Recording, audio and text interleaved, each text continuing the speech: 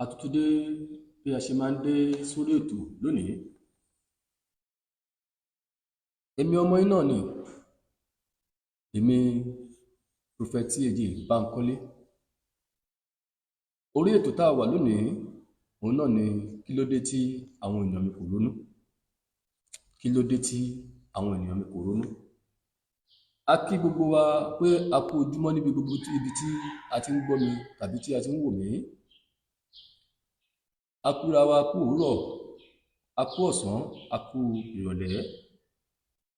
Mo gbàdúrà pé ní orúkọ Jésù Kristi ti Násárẹ́tì, mo ní ojú tẹ́ fi ń wò mí, ojú yẹn ò ní fọ́. Etí tẹ́ fi ń gbọ́ mi nígbà gbogbo, mo ní etí yẹn ò ní di. Ọwọ́ tẹ́ fi ń comment, tẹ́ fi ń share, tẹ́ fi ń like yẹn, mo ní ọwọ́ yẹn ẹ ò ní fi gbọ́mọ gbìn, ẹ ò ní fi gbọ́mọ sin. Lórúkọ Jésù Kristi, ìmọ́lẹ̀ Ọlọ́run a máa tàn sí ayé yín, á tàn sí iṣẹ́ yín, á tàn sí ohun gbogbo tí ó ń bẹ ní àyíká àti agbègbè yín. Ní orúkọ Jésù Kristi, ẹ ò ní mọ ìbànújẹ́. Ìbànújẹ́ ó kéré, kò ní jẹ́ ìpín yín. Lórúkọ Jésù Kristi, Olúwa wa. Àmín. Kí la mú wá lórí ètò lónìí? Ẹ má gbàgbé pé à ń bẹ̀ yín ní gbogbo ìgbà pé kẹ́ jọ̀ọ́ kẹ́ máa bá wa láìkì àwọn iṣẹ́ wa gbogbo tá à ń ṣe. Ẹ máa bá wa comment sí abẹ́ comment section. Ẹ máa bá wa share àwọn ọ̀rọ̀ yìí torí pé ọ̀rọ̀ Ọlọ́run ni wọ́n. Àwa náà ni à ń ṣe ètò tá à ń ṣe lọ́wọ́ tá a pè ní kí ló dé tí àwọn ènìyàn mi kò ronú. Àwa náà là ń ṣe ètò tó wà lórí ìpinnu Ayọ̀mídé online. Àwa náà la wà ní ẹ̀kọ́ Bíbélì orí afẹ́fẹ́. A wà ní TikTok, a wà ní Instagram. Kò sí gbogbo ibi tí ẹ ti wá wa tí ẹ ò bá wa láwọn nǹkan wọ̀nyẹn. Bákan náà la fi ń dá wa lójú pé a wà ní YouTube. A wà lórí YouTube náà, YouTube channel. A lè sọ fún wa pé tí ẹ bá fẹ́ rí wa ní YouTube channel wa, ẹ̀yẹn kò lọ search fún ìpinnu Ayọ̀mídé TV. Ìpinnu Ayọ̀mídé TV channel. Tẹ́ bá ti search fún ẹ rí gbogbo àwọn iṣẹ́ wọ̀nyí tá à ń sọ ńbẹ̀ pátápátá. Ẹ bá wa subscribe sórí YouTube channel wa yẹn, ẹ like wa. A dẹ̀ ń sọ fún yín, WhatsApp number wa kò yí padà,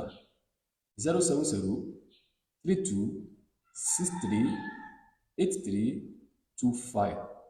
It's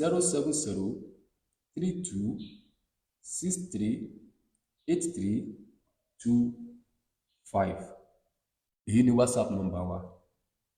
Gẹ́gẹ́ bí ohun tí à ń bá bọ̀, a ní ohun tí a mú wá sórí ètò lónìí là ń sọ nípa ǹjẹ́ ìwọ ń dáríji ọmọnìkejì rẹ bí? Iṣẹ́ tí onímájẹ̀mú rán mi sí wa lónìí nìyẹn, pé kí n bèrè lọ́wọ́ èmi àti rẹ pé ǹjẹ́ èmi àti rẹ ń dáríji ọmọnìkejì wa bí? Tá a bá kíyèsí ìbéèrè yìí dáadáa, tá a bá wọnú ayé láyé òde òní tí a wà yìí, a rí wípé ọ̀pọ̀ ènìyàn ló máa ń sọ pé lágbájá òun ò lè tẹ̀ dáríjì láyé yìí, kì í ṣayé yìí, ó tún dayé àtúwá. Bẹ́ẹ̀ lẹ́lòmíì a máa sọ wípé ó di ọ̀run kóhun tó ṣe kí ni, òun ò jiyàn tí àwọn bá pàdé ní ọ̀run òun bóyá àwọn lè dáríjì ṣá. Ṣùgbọ́n ohun tí mo fẹ́ kó lọ mọ̀ lénìí ni pé tó o bá kọ̀ tó o lóò dáríjì yàn, mo fẹ́ kó mọ̀ pé ìwọ gan ò lè rí ìdáríjì gbà lọ́dọ̀ Ọlọ́run. Torí pé kí ni Ọlọ́run tá a rí yìí, Jésù Olúwa gan tiẹ̀ kọ́ wa pé ká dáríjì ọmọnìkejì wa. Ṣùgbọ́n nígbà tí ìwọ kọ̀ tó ní pé ò ní dáríjì ọmọlàkejì ẹ̀ ń kọ́. Ṣùgbọ́n tí mo fẹ́ kó lọ mọ̀ ni pé tó o bá kọ̀ tó o bá lò dáríjì, nígbà tí Ọlọ́run bá ti dáríjì ńkọ́, mo fẹ́ kó lọ mọ̀ pé ìwọ gangan ni o wá kó gbogbo ẹrù ẹ̀ṣẹ̀ tó kù o kó sórí ara rẹ̀. Ó dára kó o dáríjì ọmọlàkejì ẹ kí Ọlọ́run kó lè dáríjì wọn náà. Tí a bá wo ìwé Króníkà kejì Second Chronicles chapter 7 verse 14. Króníkà kejì orí keje ẹsẹ̀ kẹrìnlá. Króníkà kejì orí keje ẹsẹ̀ kẹrìnlá. Second Chronicles chapter number 7 verse 14. Gbọ́ ohun tí ó sọ. Ó wípé bí àwọn ènìyàn mi tí à ń pe orúkọ mi mọ́ bá rẹ ara wọn sílẹ̀, tí wọ́n bá sì gbàdúrà, tí wọ́n bá sì wá ojú mi, tí wọ́n bá sì yí padà kúrò nínú ọ̀nà búburú wọn, nígbà náà ni èmi ó gbọ́ láti ọ̀run wá, èmi ó sì dárí ẹ̀ṣẹ̀ wọn jì, èmi ó sì wo ilẹ̀ wọn sàn. Tí o gbọ́ nǹkan tí ọ̀rọ̀ yẹn sọ. Mo fẹ́ kó lọ mọ̀ pé ìwọ tó o bá kọ̀ tó ní pé o ò ní dáríjì ọmọlàkejì ẹ, tó bá wo ọ̀rọ̀ yẹn, nǹkan tó ń fa àyè fún wa ni pé irú ẹni bẹ́ẹ̀ onígbéraga ènìyàn ni, ẹni tó jọra ẹ̀ lójú gan ni, ẹni tó ti rò pé kò sí bí òun ò ṣe jẹ́. Ṣùgbọ́n tó o bá rò pé bákan ló ṣe jẹ́ tàbí bákan ló ṣe jẹ́ níwájú ènìyàn, mo fẹ́ kó lọ mọ̀ pé níwájú Ọlọ́run kò jẹ́ nǹkan kan. Gbọ́ nǹkan tí ọ̀rọ̀ yẹn sọ, tí ẹsẹ̀ tá a kà yẹn sọ fún ẹ. Tó o bá lè rara ẹ sílẹ̀ níwájú Ọlọ́run tó dáríjì tó ṣẹ̀ ẹ́, nígbà náà ni àdúrà rẹ lè gbà. Ìyẹn ni pé nígbà yẹn ló lè ké pe Ọlọ́run tí Ọlọ́run lè gbọ́ àdúrà rẹ. Nígbà náà ló lè ké pe bàbá tí bàbá lè gbọ́ àdúrà rẹ. Torí pé kí ni, tó o bá dáríjì ọmọlàkejì ẹ, gbogbo àdúrà tó ń gbà asán ni níwájú Ọlọ́run. Ọlọ́run rí. Nípasẹ̀ nǹkan yìí, ọ̀pọ̀lọpọ̀ wà nínú ẹ̀bi ẹ̀ṣẹ̀ lónìí nítorí pé ó kọ̀ láti dáríjì ọmọlàkejì rẹ̀.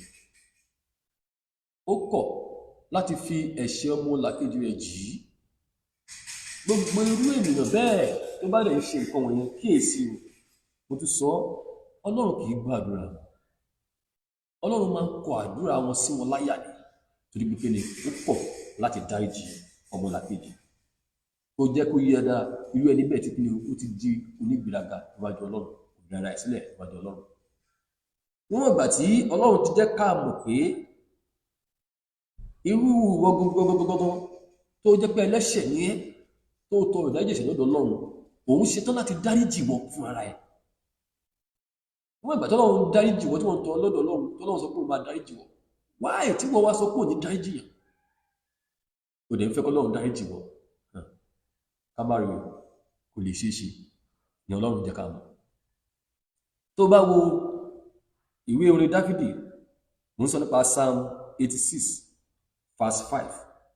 Psalm 86 verse 5 kí ló sọ? Ó ní, nítorí ìwọ Olúwa ó ṣeun, ó sì múra àti dáríjì, ó sì pọ̀ lé àánú fún gbogbo àwọn tí ń ké pè ọ́. Torí níwọ̀n ìgbà tí Olúwa múra láti dáríjì wọn, nítorí pé òun ké pè é, má jẹ́ ń tàn ẹ́, bó ṣe òkú ṣe máa ké pè é tó, kí gbàgbé ṣe wà ní Ọlọ́run tó, níwọ̀n ìgbà tí Ọlọ́run múra láti dáríjì wọn, tí wọ́n kọ̀ láti dáríjì yàn, o ò lè rí àánú yẹn gbà lọ́dọ̀ Ọlọ́run. Bó ṣe òkú pọ̀ lé àánú tó fún gbogbo àwọn tó ń ké pè é, má jẹ́ ń tàn ẹ́, o lè rí àánú yẹn gbà. Ìjọ mímọ́ ó kúkú pé, ìjọ mímọ́ pé, tẹ́ bá wọ ẹ̀sìn wa, ẹ rí pé nínú gbogbo ìdáríjì ẹ̀ṣẹ̀ la kọ́kọ́ máa ń tọrọ ká tó gbọnú ọpẹ́, ká tó gbọnú àdúrà. Náà ò ń tọrọ pé Ọlọ́run dáríjì wọ, ẹni tó pọ̀ láàánú tó ṣetán tó ti múra tó láti dáríjì wọ, ìwọ́n sọ pé wọ́n ò lè dáríjì lágbájá, o ò lè dáríjì tàmẹ̀dò, kò sí, ó dọ̀run alákejì. Tàbí tó dìgbà tẹ́ bá tó pàdé nínú ayé yìí, má jẹ́ ń tàn ẹ́ o, àdúrà ẹ ò lè gbà o, kì í ṣe pé mo ń ṣépè fún ẹ. Bàbá mi rán mi jáde lónìí láti fi ọ̀rọ̀ yìí wa ni pé ìwọ tó o bá kọ̀, tó o ní pé o ò lè dáríjì ènìyàn, ọ̀pọ̀lọpọ̀ ló wà nínú ipò yìí lónìí tó jẹ́ pé nípasẹ̀ nǹkan yìí ó dẹ̀ ń fi ayé ní ara ẹ̀ lára. A wá ní pé ayé kan ló ń ṣe oṣù kan àjẹkan ló oṣù kan ò ṣe àjẹkan ò ṣe torí pé